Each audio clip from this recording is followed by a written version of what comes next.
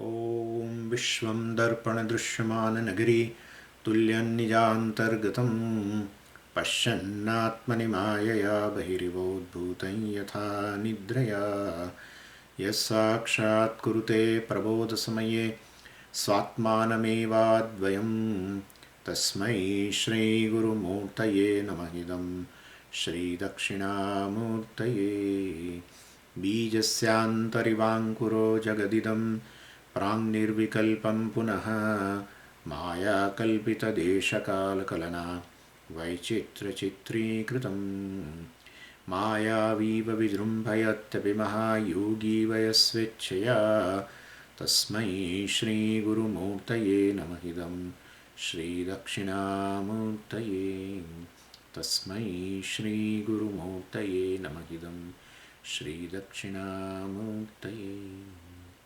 ॐ सहना भवतु सहनौ भुनक्तु सह वीर्यं करवावहै तेजस्विनावधीतमस्तु मा विद्विषावहै।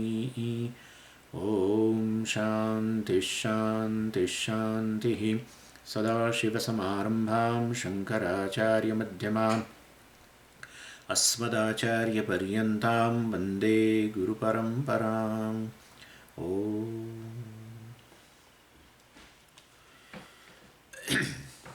It says here, fourth mantra, Pranavo dhanushsharohyatma brahmatallakshyamuchyate apramattena vedhavyam sharavattanmayo bhavet. So in the previous mantra, Upanishad said that in this spiritual journey, Bo is Aupanishadic. Aupanishadam Dhanuhu. So Upanishadam Dhanuhu means that bow. Upanishadam, Upanishad Sambandhi or Upanishad Ekamatra Gamyam Upanishadam. Tantva Upanishadam Purusham Pruchami. Or in our Shanti mantra also, Apyayandu Mamangani Vak Pranaschakshu Shrotramatho Balamindriyani Ja Sarvani etc. Sarvam Brahma Upanishadam. Brahma Upanishadam. Upanishad Ekmatra Gamyam, which is known through only Upanishad, is called Upanishadam. So here it says Pranavo Dhanuhu, bow is this Pranava, and earlier in the third mantra it says the bow is a Upanishadam. And so basically this bow is nothing but the Upanishad, or you can miss the Veda, and you can take the analysis of the Veda. All these things is included in that bow. So anyway, and basically the means Veda means basically Omkara, or Paramatma is called Omkara. Let's say that way. Either way. So basically because Upanishadam Dhanuhu and Pranavo Dhanuhu. So Pranava is equated with the Upanishadam. So Upanishad Ekmatra Gamyam. This Pranava is nothing but this Brahman basically, which is the essence of the entire Veda, which can be known through the analysis of the Veda. So Pranavaha. And I gave you the meaning last time. Pranavaha. Nuyate anena iti navaha. So basically Nuyate anena. So Nuyate anena means which reveals, which can be revealed through an object. Well, which reveals an object, I'm sorry. So, what reveals an object? Name. Therefore, Navaha is equal to name. Name by which object is revealed. So, that's a proper way of saying. Nuyate anena iti navaha. Nuyate means revealed. Anena, by something. By which? So, by which a object is revealed. And name is the one which reveals the object, right? Word Gataha basically reveals the object.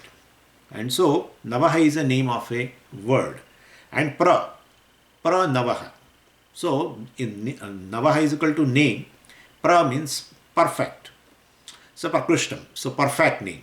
And perfect name of form. Whom? Upanishadam. Perfect name of, basically Brahman. And so, Pranavo Dhanuhu, Upanishadam Dhanuhu. So, Pranava is compared with the Upanishadam. And the Upanishadam is Brahman, because it is known only through Upanishad. Therefore, it is Brahman is called Upanishadam. And therefore, Pranava is a name of Brahman, or a perfect name of Bhagavan. That way you can also say. So why it is a perfect name? Well, that's the entire Mandukya Upanishad reveals, right? Through analysis of the Omkara, well, it is revealed that the pranava or the omkara is nothing but saguna nirguna, both Brahman. Basically nirgunam Brahma, which appears as sagunam. So entire this world, which is nothing but, which is a karyam, and karyam is also omkara, and then the karanam also is omkara. Sarvam etad omkara eva, etc. It has been told very clearly there. And so this this pranava is a perfect name of this Brahman. There it is said everything is Om, everything is Ishvara, and therefore Omkara is Ishvara, etc. And then Sharaha Atma, the arrow is, well, Jivatma, the individual, right? And what type of a Sharaha? Which is sharpened and straightened. We have seen that. Straightened through Karma Yoga and sharpened through Upasana. And well, how many days it will take to make the arrow sharpen and straighten? Well, it's a question of a time. It's individually, well, what kind of arrow it is? Well, therefore, depending upon the arrow, it may take time, right? And therefore, aneka janma samsiddha tato yati parangati. But generally, let's go by what is, what is a fact. That, this Karma Yoga and Upasana takes a long time.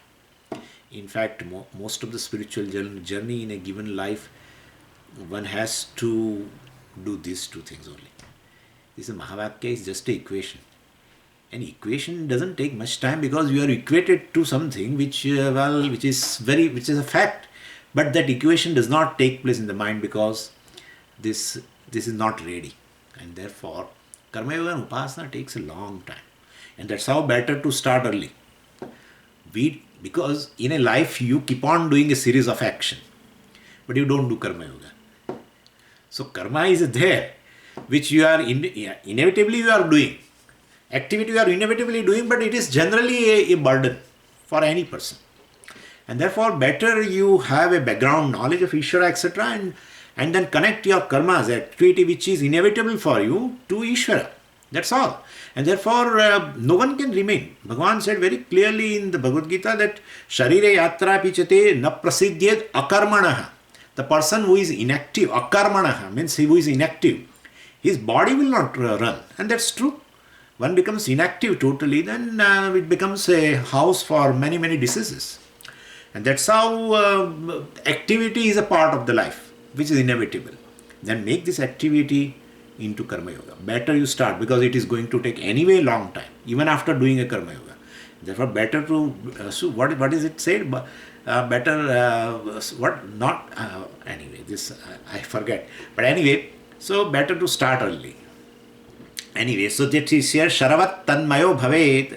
So Sharaha means basically this arrow, which has been made sharpened, straightened, Karma Yoga through Upasana, etc.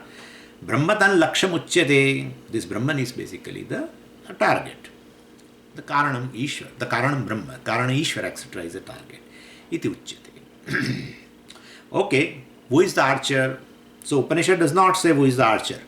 Three things are mentioned. The arrow is mentioned, the target is mentioned, and this bow has been mentioned.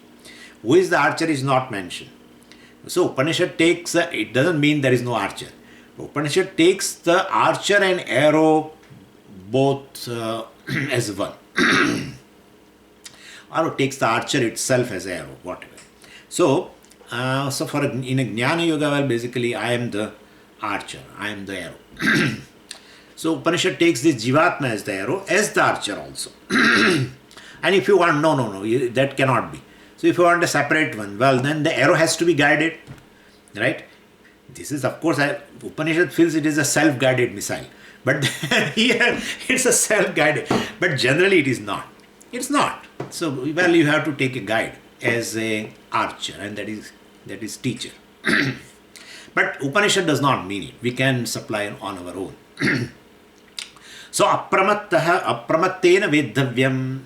Apramattena. If you want to be a perfect archer, well, you need all concentration. This pramada word is there.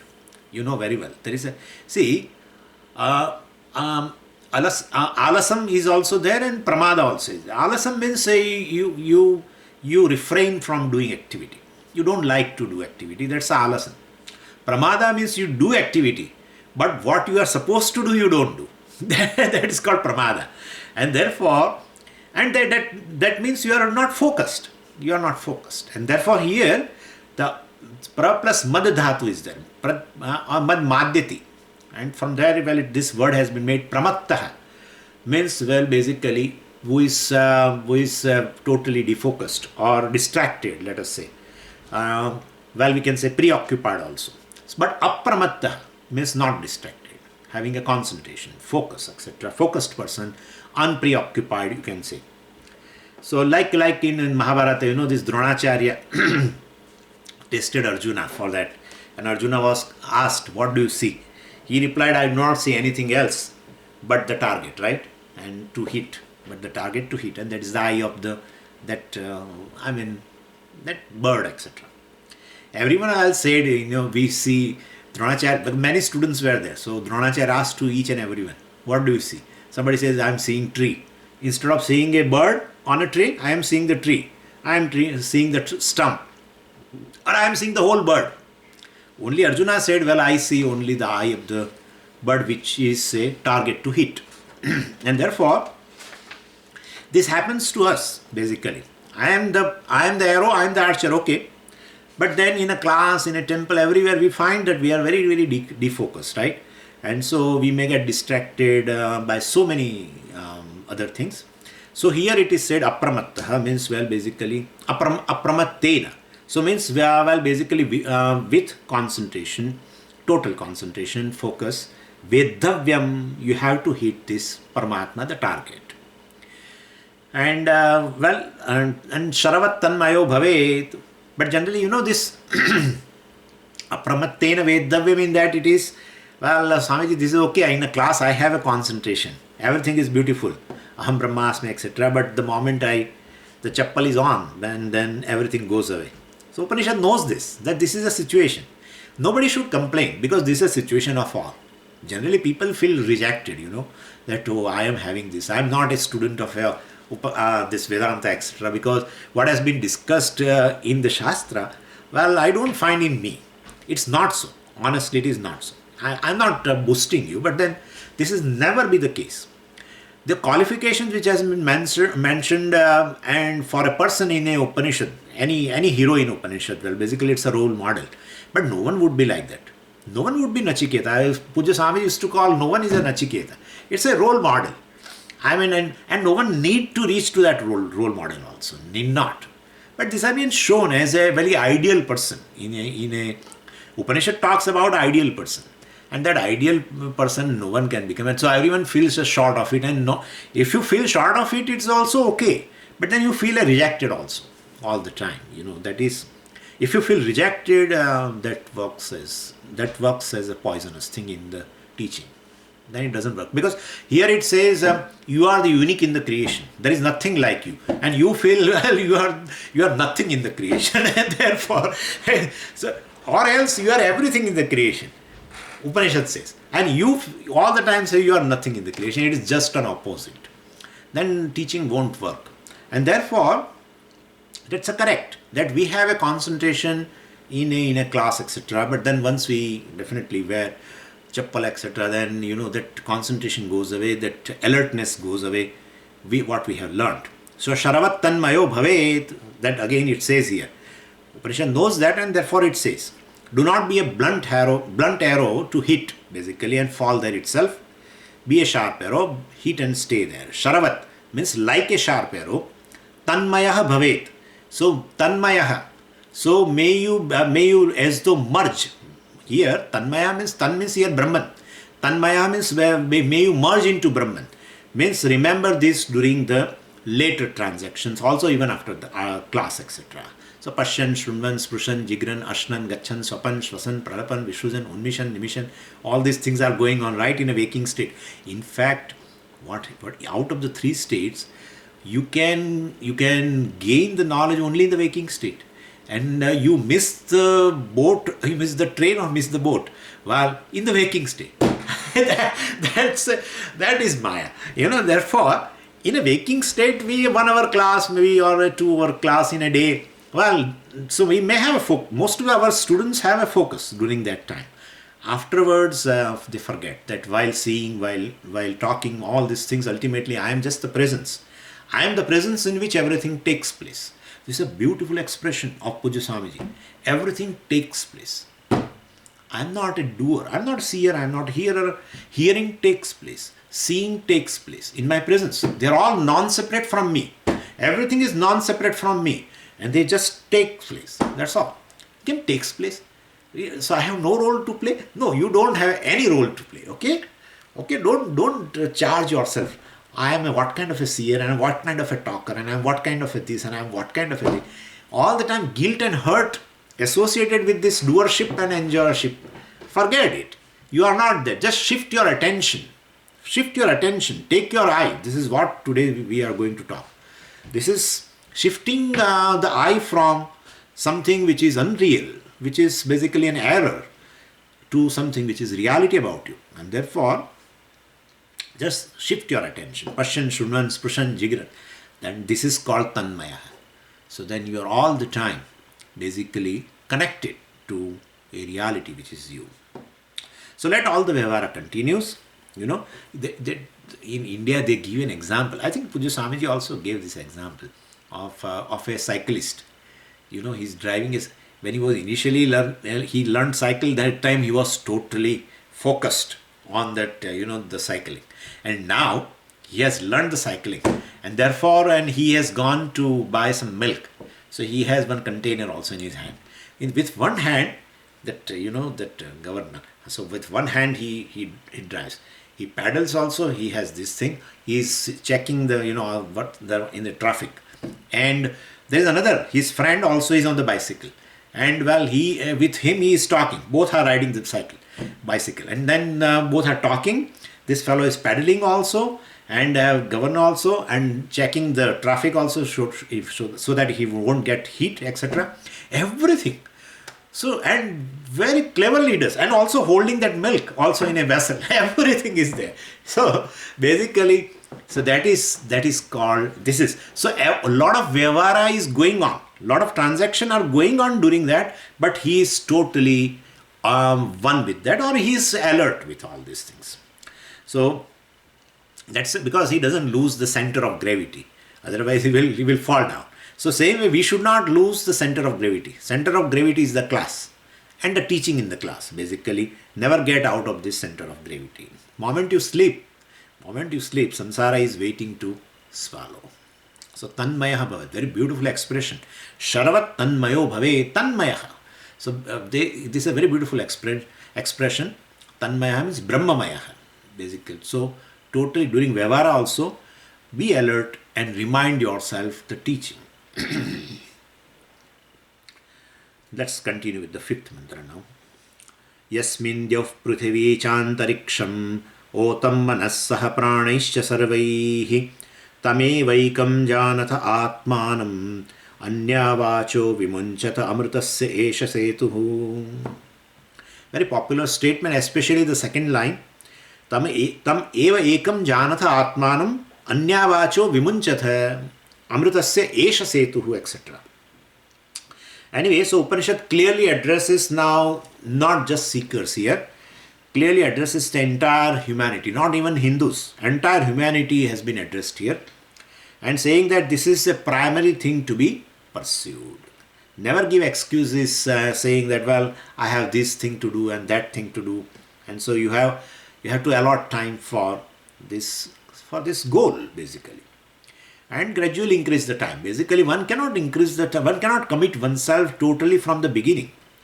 So definitely, because you have other engagements, etc., and they have the priority in your head.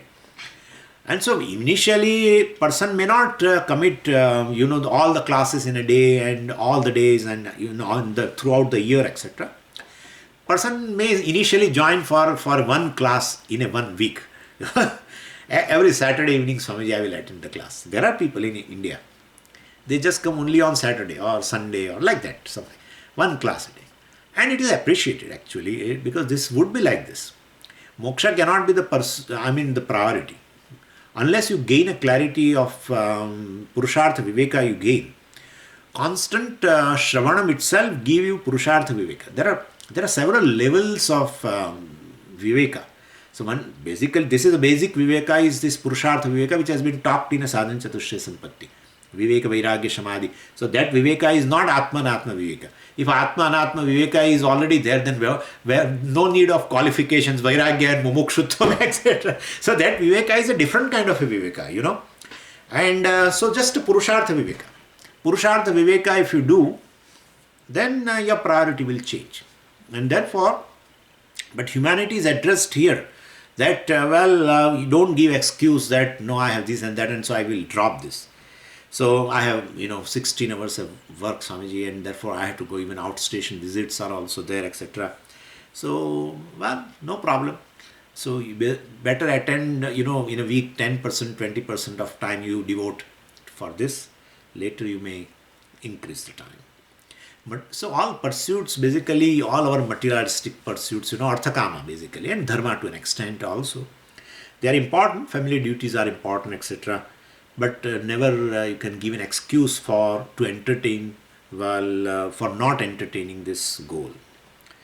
And that way we are very, very thankful to Swami Chinmayanji, really speaking, because he spread this message to the entire world. He trained many people like us. So, like us means through then Puja Swamiji, and through us, through that only we are. So because of this vision, I am able to talk right now from here. He learnt in a Himalaya somewhere, and he brought it down, this knowledge. Otherwise this would not have been possible. Anyway, so here it says, Tam eva ekam vijanatha. So this knowledge, this Paravidya is extremely important for the humanity. We cannot neglect this knowledge. So, because humanity often gets a delusion, into a delusion and neglects this knowledge, and it has neglected. Why it will neglect? It has been neglected. And so Upanishad is warning here. By saying this, we have to understand what it means. Tam ekam eva vijanatam. Ekam atmanam eva vijanatam. So what is the reason that you are talking about that this knowledge is so important? Why? Let's try to understand this. Our transactions basically throughout our life are taking place in the world, and with the world rather. And this world, we call it as a Karya Prapancha, that we know also. And since we are dealing with or transacting with this Karya Prapancha all the time, so we generally don't bother about the Karanam. So because all the time we deal with this Karyam, the world. And therefore, so since you are dealing with transacting with the world, you feel that you should know the world. So basically you are engrossed in knowing Karya Prapancha. But basically you don't find a need of knowing the Karanam, Ishvara, etc. And we may feel also whether that knowledge of Karanam, cause of the entire world, is required or not. That itself is a question. Upanishad says, this knowledge about Karana Ishvara, that is Atma, of course, is very, very important, because during this transaction with this Karya Prapancha or a world, what we experience is that all transactions have got an emotional content. All transactions. So they are not just mere transactions. Along with the transactions, we are going through emotional ups and downs also, like worry, anxiety, fear, anger, everything, and disappointment, and then also like now and then become happy, and then again become unhappy, etc. So all these emotions are basically continuously generated in a transaction. So our all transactions, majority of the transactions are with the emotional content. Sometimes emotion is surfaced, sometimes it is in the backdrop, but it is there. And and so the emotional content is okay as long as they are within the range. And so if the emotional content goes beyond the range, then the very quality of the life will be affected, because it's a part of life. It's our emotional life. And so, like our health, they give an example of a health all the time. So when we go for a checkup and various ingredients in the body are measured, sodium and potassium and calcium and all this phosphorus and iron and all this, and not only they write the amount of of your proportion of all these elements in the body, they also they give a range that for a normal health it should be like this. The calcium should be between 9 to 11 or whatever. or iron should be like this, etc., etc. So we can check them up. So they have measured what is the content in our body of all these elements. Also they give the range. And so we can always compare it. And when the content is either less or is less than the range or more, that means health is in trouble. So same way emotional content is also very much necessary, because emotions make the human beings. You know, the difference between a human being and the machines is this, and that this emotional content, and therefore it cannot be avoided as such. Need not be avoided also, but often problem is it goes beyond the range, and so life becomes a serious problem. And so all the time then anxiety, regret, etc., or guilt, etc., disappointments. And then if it continues like this, then the life itself becomes a burden or a problem. So we require some mechanism to maintain the emotions within the range, within the limits. So we need not abolish them, but we require an emotion state, like thermostat. Thermostat maintains the temperature. So within the range. If you put that knob on 50 degree Fahrenheit, it will maintain that. So same way the emotion state is basically required like a thermostat to maintain them within a range. And Vedanta is the only thing. Yeah, Vedanta is the only thing. Not even a psychology or psychiatry or anything. Nobody can, they can validate what you have, but they cannot bring into the range basically. And therefore Vedanta is the only thing which can maintain. It's like which can maintain the emotions within the range through this knowledge called Paravidya. And so that is why it is very, very important. All people transact in the world. They say that I'm transacting with the world while keeping my intellect sharp and everything. It's fine. But you cannot avoid your emotions also. And therefore, all your personality. As a person, I'm involved in the transacting, and that person has a layers of personality. And therefore, even the layer, this emotional personality also is there. And that's how this emotional intelligence and now thousand new jargon comes out. Emotional intelligence and I don't know, all this emotional quotient, EQ, and earlier IQ, now EQ also. I heard one interview of our Indra Nui, and people used to ask her several questions, and she mentioned about this thing also. The factor called, humanness, etc., is so important in. She was a very big person, of course, and she mentioned about this humanness, etc. So that's the emotion, basically. Anyway, I think, Swamiji, this is all your gupsup, basically. It's not gupsup. Who has brought the emotional imbalance of a Arjuna into the range? The knowledge, right? He was so sorrowful, my God. Ishavasya Upanishad says, Tatra ko mohaha kashokaha ekatvam anupashyataha. Well, basically, same thing. Ko mohaha kashokaha. So where are these emotions which has gone beyond range once you study the Upanishad? So, ekatvam anupashyataha. Once you see the oneness everywhere, this Paravidya is there, then these emotions called shoka and moha and delusion, etc., all will go away. So, Lord Krishna did not find any other method, in fact, of balancing Arjuna's emotion, and therefore, so that's how they call. Basically, Krishna gave him not any antidepressant drug or something. I'm just saying without referring to anything. But we have one drug which is effective throughout, and that is PV drug. PV drug is this Paravidya drug. So that is very, very essential. Very essential. Nothing. I'm telling you, without going into world, any method you employ, any method, any kind of a auto suggestion you do to your mind will show a havoc in terms of emotion. It will be. You whatever you say, I will not agree. In as much as not, I'm so vehement about it. But this knowledge alone can bring this. Upanishad says this, Bhagavad Gita says this, and that is and Arjuna had come into the range of certain emotions with this knowledge. Nothing else has worked. And for Arjuna, it did not work. It is not going to work. He was a versatile person. I mean, if you see the achievements of Arjuna, all the way, materialistically, if you see, even in the field of religion, or I mean, religious, as a religious person, he has done what kind of a upasana and what kind of a siddhis he has got from directly from Ishvara, starting from that bow and arrow from the Lord Shiva, etc. So many things. A person of achievements, person of accomplishments, is emotionally highly unstable. And I find in this world, people from the premier institutes, good professors in IIMs and IITs, have this issue.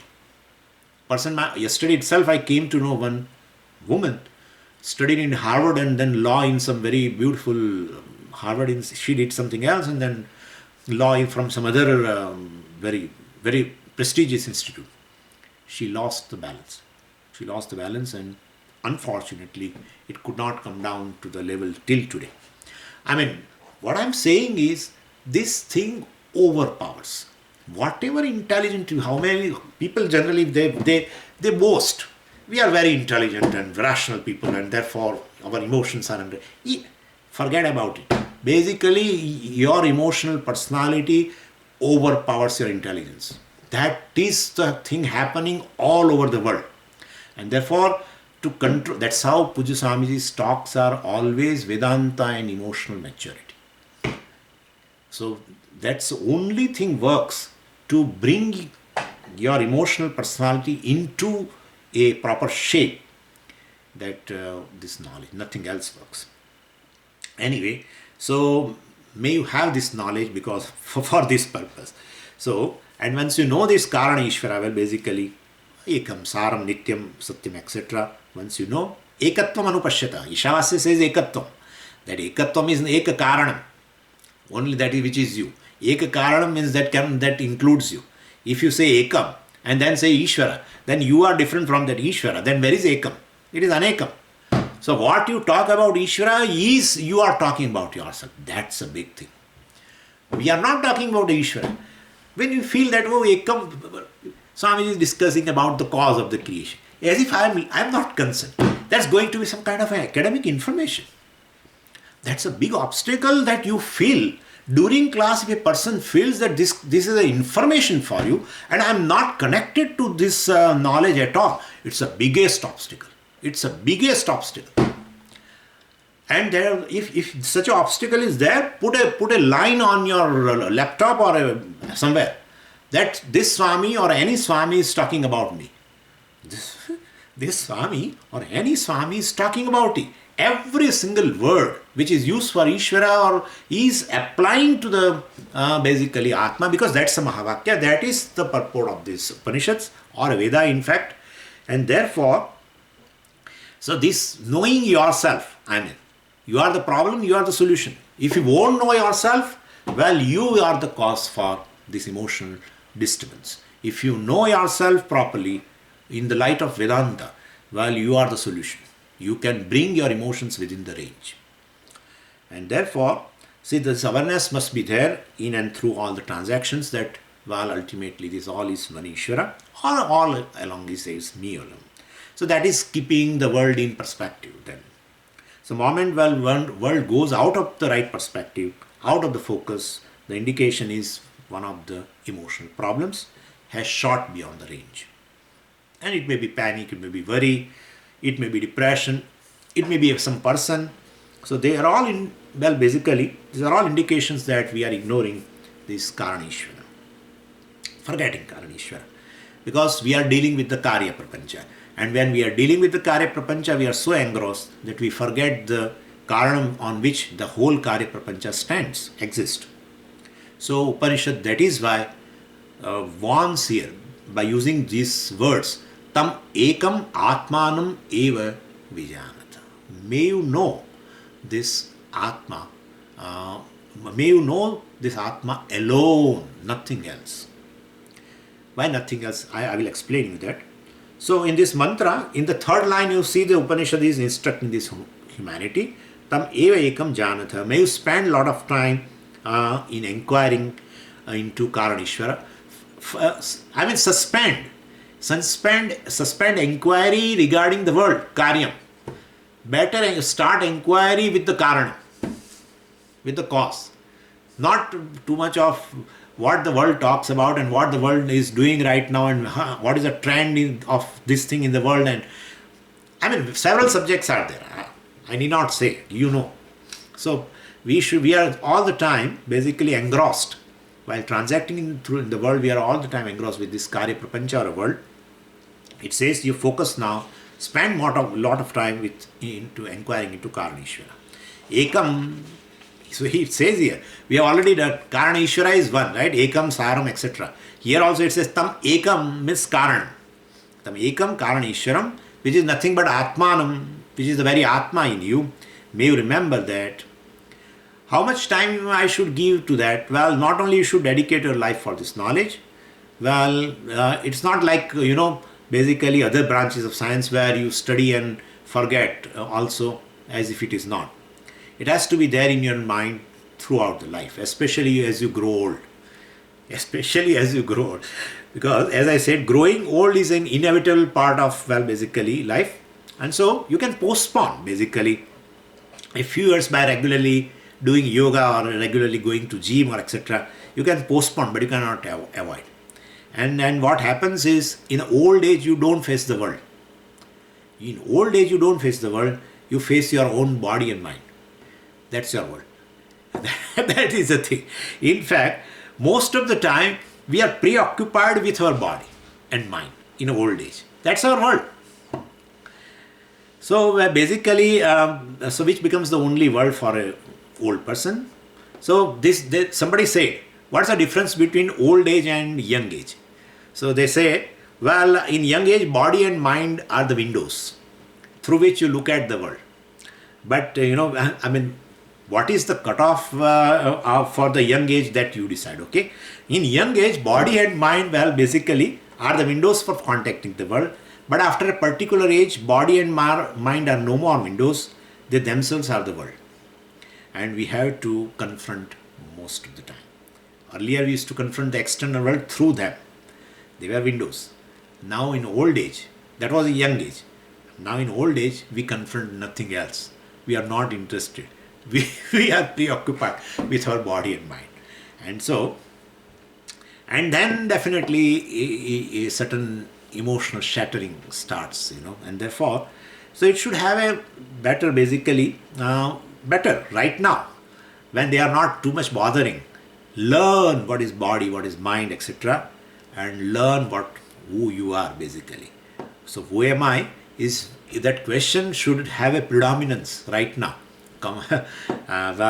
If this knowledge is not there, life becomes miserable. That's how. So this is why this Paravidya is so important. And now also they give another reason why Paravidya is more important, because Paravidya is a bridge. That's another thing. So, you see, all other branches of science, etc., have got conditional relevance, or let's say temporary relevance. Mathematics, economics, etc., all other branches of science basically we call Aparavidya as such, they have a conditional relevance, temporary. The only branch of science, which has got unconditional or permanent relevance is this Paravidya. So Upanishad says, Anya vacho vimunchatha. Anya vachaha. Vachaha means words. Anya. Other words you forget. And that is knowledge. Words means knowledge. Knowledge is in form of words. Any, mathematics, science, anything, chemistry, any. Or a psychology, psychiatry, whatever it is all words. So Anya vachaha vimunchatha. So means all other branches of science, vimunchatha. Give up. So you cannot, basically, you cannot hold on to them. So you can use them.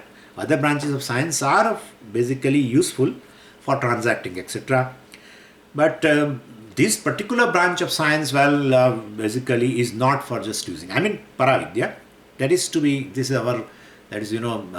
meta science. We call meta science. Because that is science, so this is meta science. Anyway. So that is to be held throughout the life, especially when old age comes or death is approaching. But why? Why? But at the old age, why? Because they, basically human being is endowed with three types of fears all the time, not just old age. Fear of old age is there, of course, when I'm a young. Old age includes disease also, because always associated with some disease. So first type of fear is fear of old age and disease, and second is a fear of a death, and third is a fear of a rebirth. If you are astika, of course. If you are nastika, you won't bother about. Then two fears are there, but fear is there. Astika, nastika, all have a fear basically. In our sphere, in Astika's circle, we have the third fear called fear of rebirth also. So this threefold fear basically permanently attacks us, and to come out of this fear, basically the solution, medicine is paravidya. So that's how he says anyavacho vimunchatha. This aparavidya you drop, and paravidya you should not drop. Because esha eva setu. This is the only bridge which will take you out of this fear. All the three fears, it will take you out of this three fears. Fear of old age will go away, fear of rebirth will go away, fear of, etc. Fear of this samsara will go away. All this, old age, disease, death, rebirth, fear of death also will go away. That I forgot. So fear of death also will go away. So samsara means fear. Bhayam is samsara lakshan, they call. Bhayam is samsara lakshan. Anyone who is born is a samsari, we call, means what? He is endowed with this fear. Fear of death is not that at the old age. Fear of death will be at any age, right? Fear of disease will be at any age. And they occur also. It's not that the disease come in the old age. Disease come at any time. Death comes at any time. And therefore the fears we are endowed with the fears. And third is fear of rebirth for astikas, etc. And so, Esha eva setuhu, Upanishad says, this is the only bridge which will take you out of the samsara, called fear. Because fear is the most powerful characteristic of samsara. And amritam, and it takes you to the other side of the bridge. What is on the other side? Amritam, immortality. Means basically, on this side, old age, birth, rebirth, disease, death, all is there. On the other side of the bridge, there is immortality. Amritasya esha setuhu. It takes you to the out of the samsara. It takes you to the immortality. It takes you to the Brahman. That is what the meaning of the word Upanishad is. That is what the meaning of the word Upanishad is, basically. So Brahma Gamayati. Upanishad, the Sad becomes a noun from the root, right? If you add a suffix to the Sad root, it becomes a noun. And then that noun is in the sense of an agent. So it does something. So Sad does something. What it does, it takes you somewhere. It basically Visharanam, it disintegrates something, then it destroys something, and it takes you somewhere. And that, definitely we have seen that it takes you to the Brahman. So this is how it is. So this Paravidya is a setu.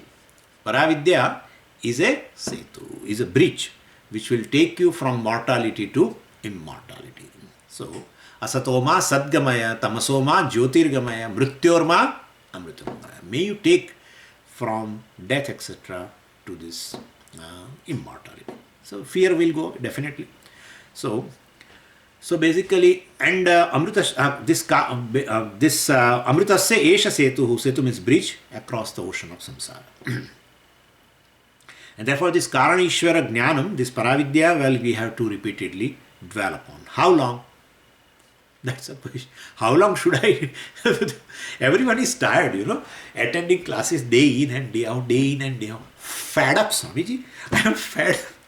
Some people are fed up of this listening, really. Even though any teacher sings your glory, right? His glory also is there, but sings your glory. And this is the only place where one person sings your glory. Everywhere, wherever you go, people will tell you are useless. You are filth. You are this. You are that. This is the only place that, don't take yourself to be like this. Please give it up. Please give it up. You are basically Amritam. You are immortality. You are the cause of the entire world. You are all pervading. You are ever pure like crystal and this and that and free from birth and death and what not, So everything in the creation, what you really love, the essence of that is you. Oh, what a big thing it is. And you are unique. Even though it is compared like this, but you and the world are really not in a one platform. You are on a higher pedestal. And therefore, so this is a reality about you. So such a glory constantly is sung. And so, basically, so you should dwell upon this again and again. Again and again. Later part of a Shravan, when it really becomes mature, you need not do separate Nididhyasana. Need not do. Really. If you are able to connect, when I say something, when you are able to connect to yourself, this is a Nididhyasanam right now. Yeah. Why should you play this recording? While I don't want recording. I want to do this time itself a Nididhyasana. Means basically playing your recording is a Nididhyasana. Shravanam is a recording going on, all the data.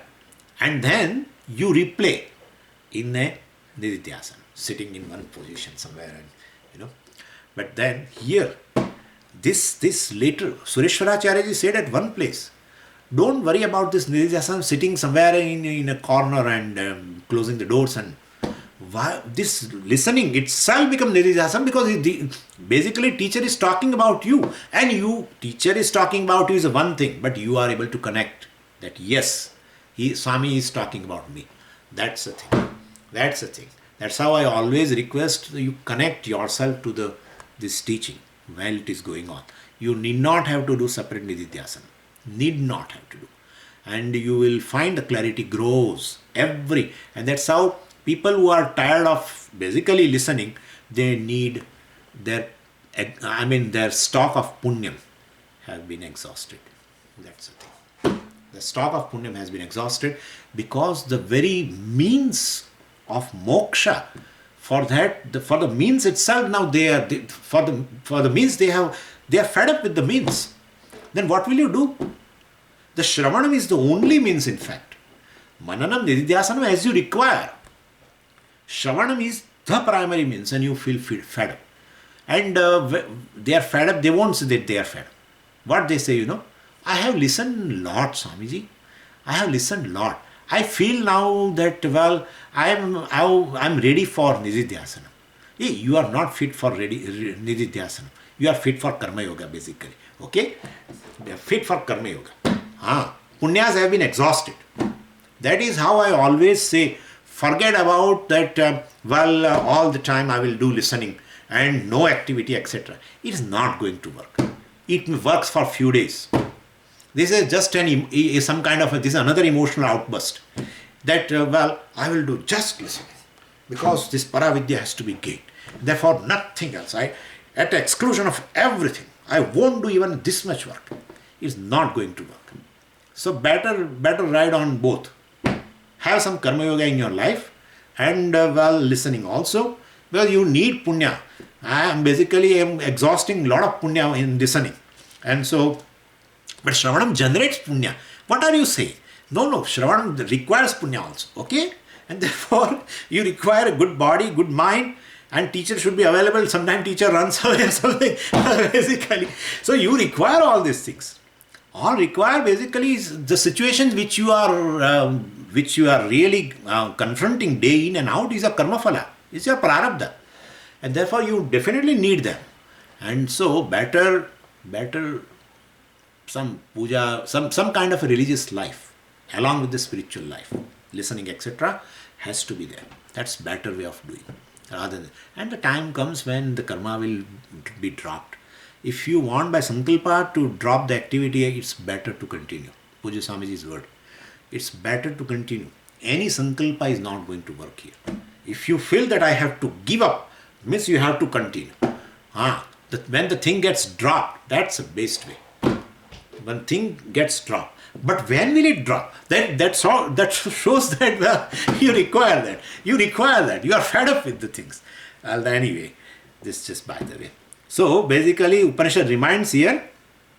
So how long we should do? Well, until you can apply this knowledge whenever transactions become over emotional. Okay, if you are able to apply it, well, till then you continue. So I should know how to apply this paravidya whenever transactions become over emotional. And then, well, therefore the Upanishad reminds basically that in the first line it defines paravidya. What is a paravidya? It says here now, it says Dev Prithvi cha antariksham otam. What is the advantage of paravidya? Why it should be pursued, etc. We have seen, right? Now in the first line, what is paravidya? They are saying. So Dev Prithvi cha antariksham otam yasmin. Yasmin Dev Prithvi cha antariksham otam. Yasmin's mean in that Ishvara, in that Brahman, Jagat Karan Brahman. Well, the entire, the whole world is woven as such.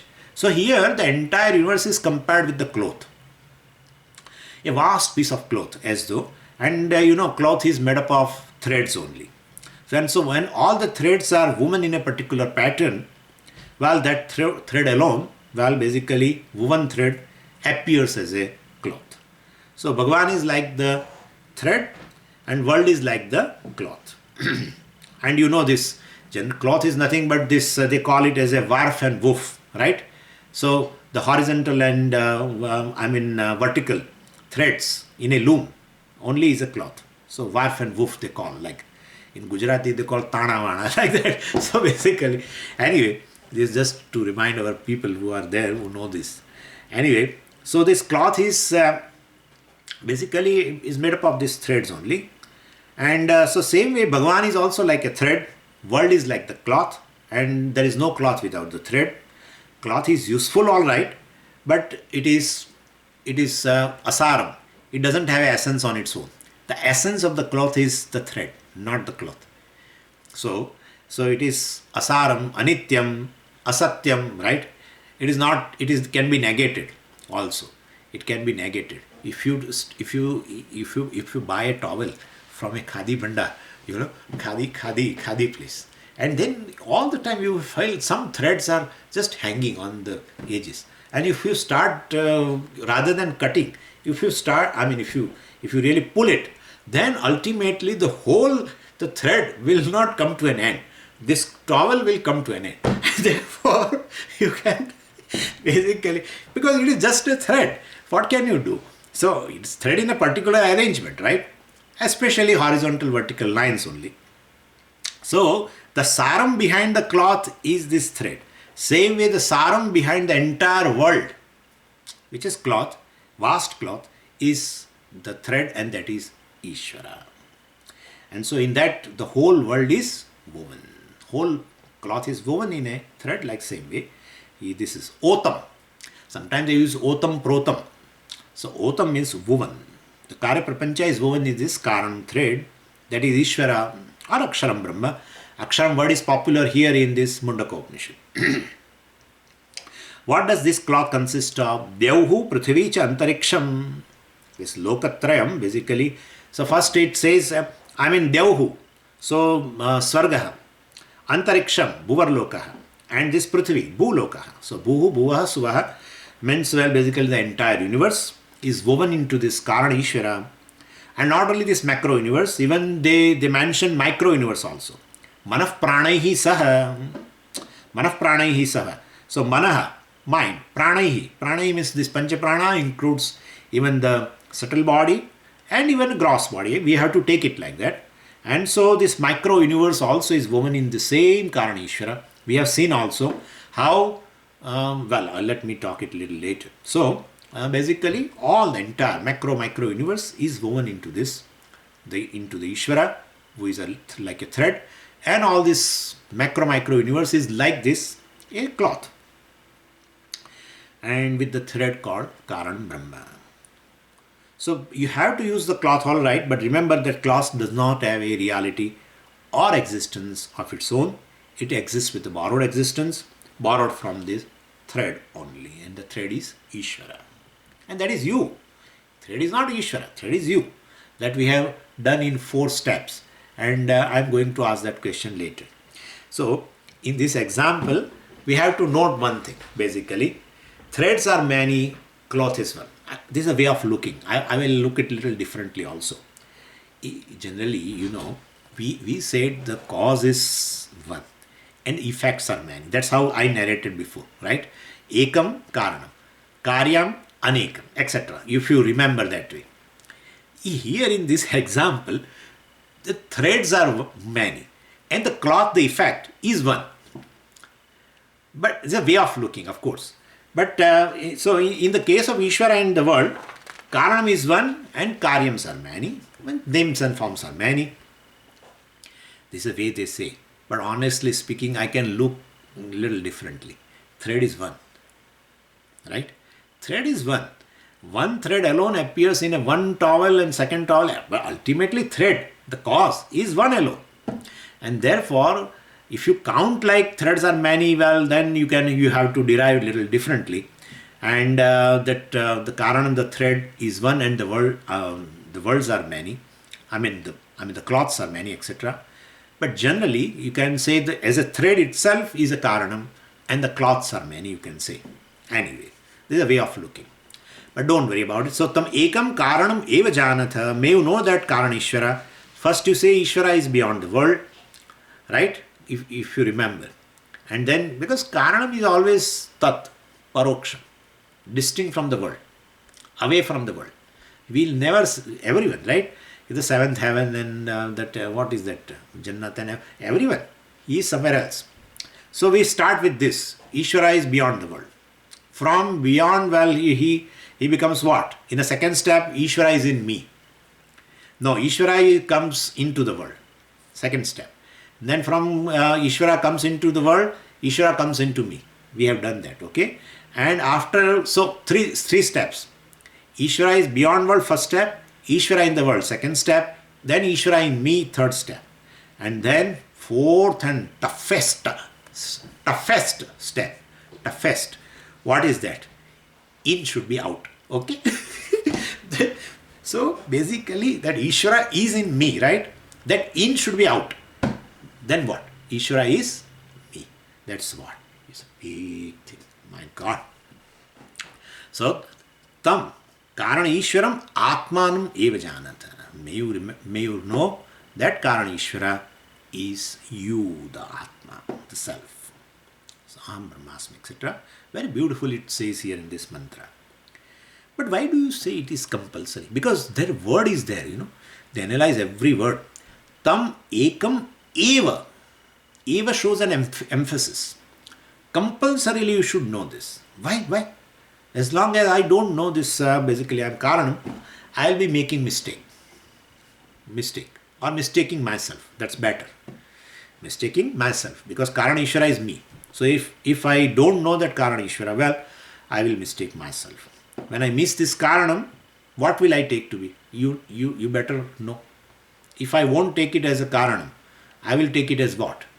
I will take it myself as what? Karyam. Only two things are there. So if you don't take yourself to be Karanam, or let's say if you don't know Ishvara as a Karanam, in a 4 steps, Ishvara who is a Karanam is beyond the world, we call this as efficient cause. That's the most popular aspect. Most popular concept about Ishvara is this. Everywhere in all religions. Ishvara and the world. Ishvara and the world. So Ishvara is beyond the world. First step. Ishvara is in the world. Second step. Ishvara is in me. It came near. Right? I am the body. If you remember words we have done. I am the body with consciousness. That's the third step. Ishvara is in me. Me means body. Yeah.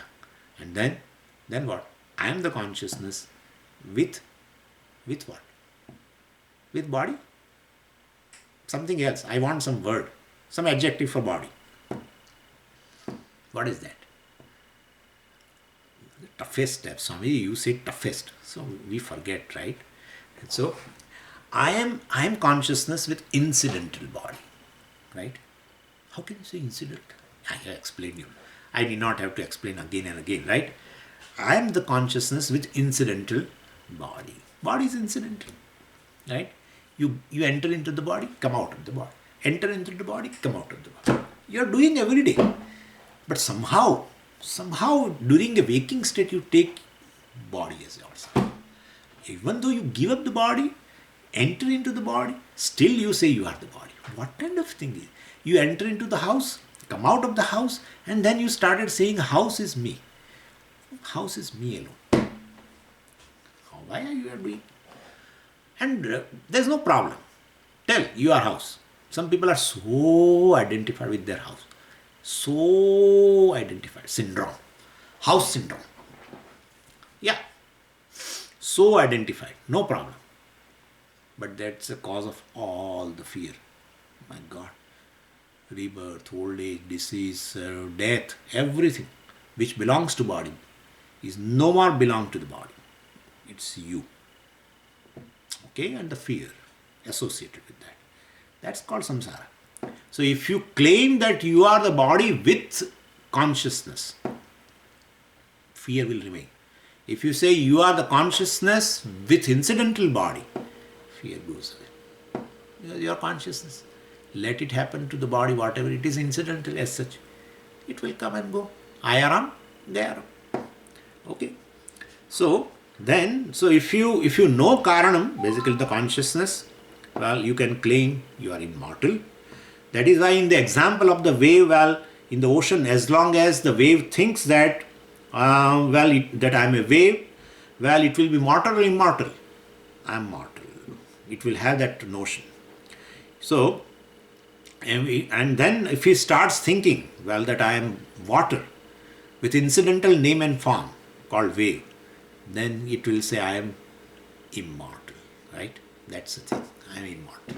So basically mortality, immortality, the shifting is a cognitive shifting, nothing else. The same wave was claiming as himself, itself, because wave has a she or he, I don't know. So itself. So basically the wave tells, I am wave, a particular name and form. Then it is mortal, because going up and down. And and well, it says I am water.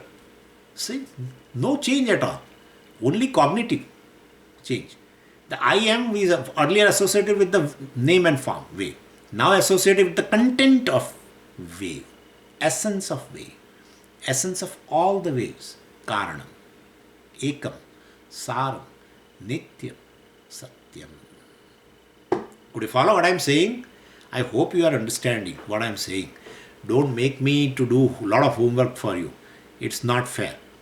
And so, water is one. Water is essence of all names and forms. Water cannot be negated. Wave can be negated. And water is Nityam compared to the names and forms, wave, etc. Water cannot be negated, wave can be negated. Therefore, water is a cause. Well, so it has to shift. The wave has to shift that I am not Karyam. I am not wave. I am Karanam, water. Then immortal. Right? So this is how it is. Mrityorma amrutam gamaya. So wave has to change the perspective. Perspective of whom? Perspective of itself. Wave should become wise wave. Okay? Wise enough to say, I am not a wave with water in me. I am the water with a temporary wave in me. That's fine. So form will come and go. I, the water, was water, is water, will be water. So Nityam. Right? Eternal is this. Was, is, and will be. All the names and forms will go. I alone am the water, which is Satyam, etc. So journey of mortality to immortality is shifting the meaning of the word I. That's it. Shifting. So the journey from mortality to immortality is not a physical journey from some Vaikuntha or Kailasa. It's only shifting the meaning of the word I. And so Shankaracharya ji says in beautiful shloka, basically, that as long as you do not shift the meaning of the word I, you go to any loka, you will be afraid.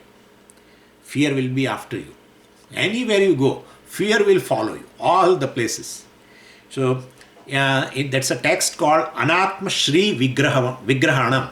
That's a particular text in which the Shankaracharya ji says, Dhatur lokaha sadhito va tatah kim Vishnor lokaha vikshito va tatah kim Shambhor lokaha shasito va tatah kim yena swatma naiva sakshat krito abhut. So, means you went to Brahmaloka. So, well, you raise your collar and say, I am in a Brahmaloka. And I have got a green card, citizenship, etc. has been acquired by me for Brahmaloka, etc. You may celebrate also that. Tatakim, so what? Vishnur Lokaha Vikshito va Tatakim. You visited Vishnu Loka and came back. Tatakim, so what? Shambhur Lokaha Shashito va Tatakim. You went to Shiva Loka and ruled for several years. So what? Tatakim. Same question for everything. Tatakim, Tatakim. Well, so basically any loka you go, what does it make a difference? I mean, you just see here, a person in the United States is equally unhappy. In fact, more unhappy in my language, more unhappy compared to a poor person in India, really speaking. Honestly, I see more and then I feel really disgusted also sometimes. That a lot of pain is there here in this country also. I mean, so any loka you go compared to India, this is really a beautiful loka, this country. But then it's like this, going to Swarga or somewhere else. Tatakim, so what? Bhayam has not gone, samsara has not gone, pain has not gone, sorrow has not gone. Right? And so that is what in that Shankaracharya ji asking. If you, in absence of this, you can go any loka. You can do karma and you can do upasana and you can go to any beautiful lokas, etc. But samsara will not leave you. The fear will not leave you anywhere you go. So-called most secure places, even if you go, the fear of death, fear of rebirth, fear of disease, etc., well, it won't go. Old age will not go. You can postpone old age somewhere, some more time. You cannot avoid old age. So better wake up. So anyavacho vimunchatha. Give up. Give up other physical sciences. Give up any vidya pertaining to the world. Any readings. We won't give up. You want to give up, you give up, Swami. Okay. So basically, so this Shankaracharya says, Yena swatma naiva sakshat krita bhut.